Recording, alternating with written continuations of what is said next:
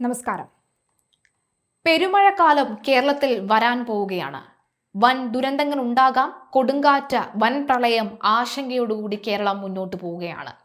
സംസ്ഥാനത്ത് വരും ദിവസങ്ങളിൽ മഴ ശക്തമായി തുടരുമെന്ന് കേന്ദ്ര കാലാവസ്ഥാ വകുപ്പിന്റെ മുന്നറിയിപ്പ്. കേരളത്തിലെ 9 ജില്ലകളിൽ യെല്ലോ അലേർട്ട് പ്രഖ്യാപിച്ചു. തിരുവനന്തപുരം, കൊല്ലം, പത്തനംതിട്ട, ആലപ്പുഴ, കോട്ടയം, എറണാകുളം, ഇടുക്കി, കണ്ണൂർ, കാസർഗോഡ് എന്നീ ജില്ലകളിലാണ് നിലവിൽ ജാഗ്രതാ നിർദ്ദേശം നൽകിയിരിക്കുന്നത്. അടുത്ത 2 ദിവസം കൂടി സംസ്ഥാനത്ത് പരക്കെ മഴ തുടരുമെന്നാണ് റിപ്പോർട്ടുകൾ സൂചിപ്പിക്കുന്നത്. മഴയ്ക്കൊപ്പം അതിശക്തമായ കാറ്റിനും ഇടിമിന്നലിനും സാധ്യതയുള്ളതിനാൽ പൊതുജനങ്ങൾ അതീവ ജാഗ്രത പാലിക്കണമെന്ന് സംസ്ഥാന ദുരന്ത നിവാരണ അതോറിറ്റി ആവശ്യപ്പെട്ടു.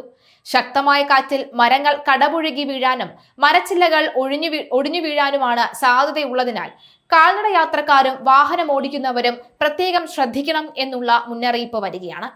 കേരളത്തിലെ മലയോര മേഖലകളിൽ താമസിക്കുന്നവർ കൂടുതൽ മുൻകരുതലുകൾ സ്വീകരിക്കേണ്ടതുണ്ട്.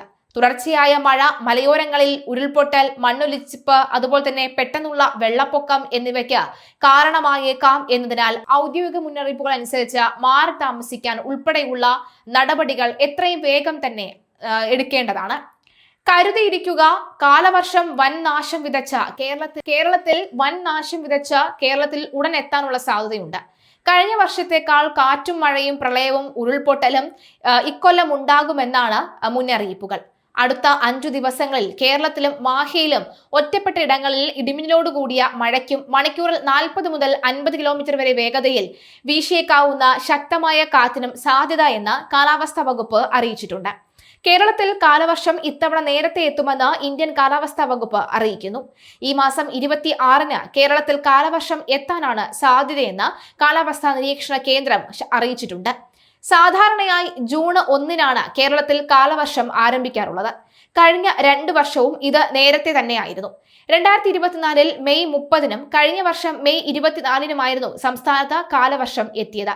കാലവർഷം ജൂൺ 1-ാം വാരത്തിൽ ശക്തിപ്പെടുകയും അതിശക്തമായ നാശങ്ങൾക്ക് കാരണമാവുകയും ചെയ്തേക്കാം.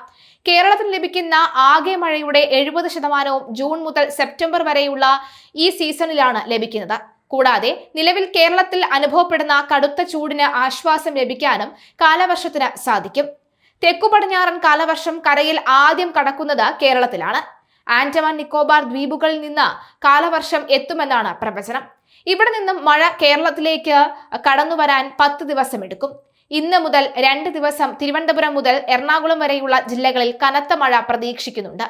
ആലപ്പുഴ, കോട്ടയം, എറണാകുളം, മലപ്പുറം, കോഴിക്കോട്, വയനാട്, കണ്ണൂർ, കാസർഗോഡ് ജില്ലകളിൽ അതിശക്തമായ മഴയാണ് പ്രവചിച്ചിട്ടുള്ളത്. ഇടുക്കി, മലപ്പുറം ജില്ലകളിൽ ഓറഞ്ച് അലർട്ട് പ്രഖ്യാപിച്ചിട്ടുണ്ട്.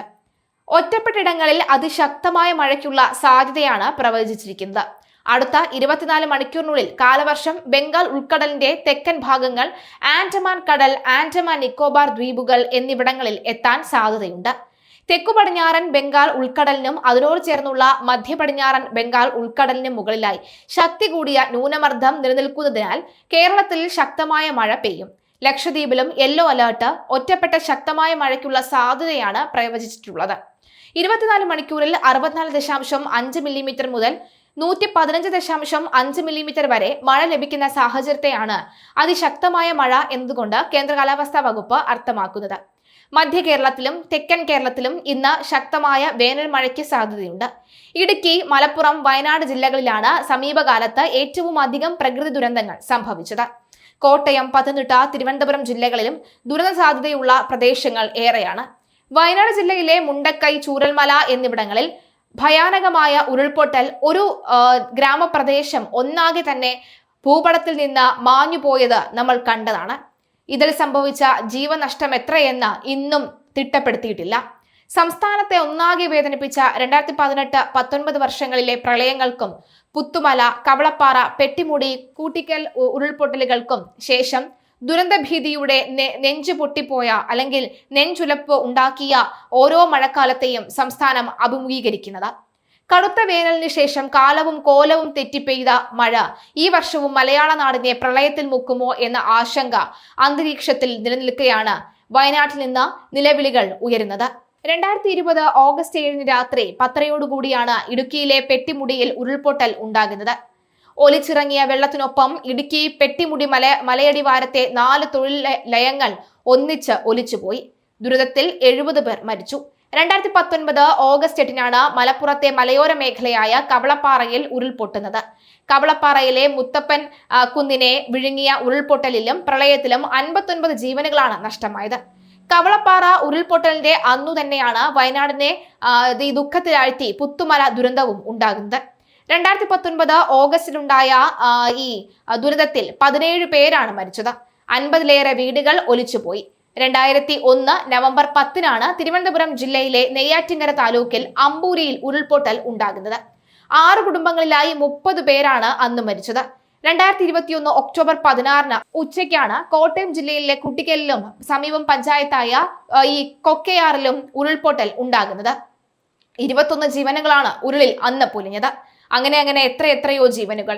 പാഠം പഠിക്കാത്ത പല നടപടികളും തന്നെയാണ് കേരളത്തിൽ ഇത്തരം ദുരിതം ഉണ്ടാകാനുള്ള പ്രധാന കാരണം.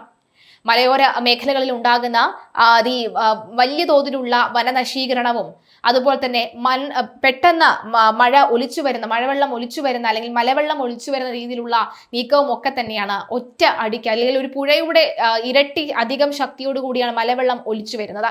എന്തായാലും അത്തരം മഴ ഒരു ഭീതിജനകമായ മഴയാകാതിരിക്കട്ടെ എന്നുള്ള നമുക്ക് പ്രാർത്ഥിക്കാം. എന്തായാലും ആശ്വാസകരമായ വാർത്തകൾ മാത്രം വരട്ടെ നമുക്ക് ആഗ്രഹിക്കാം.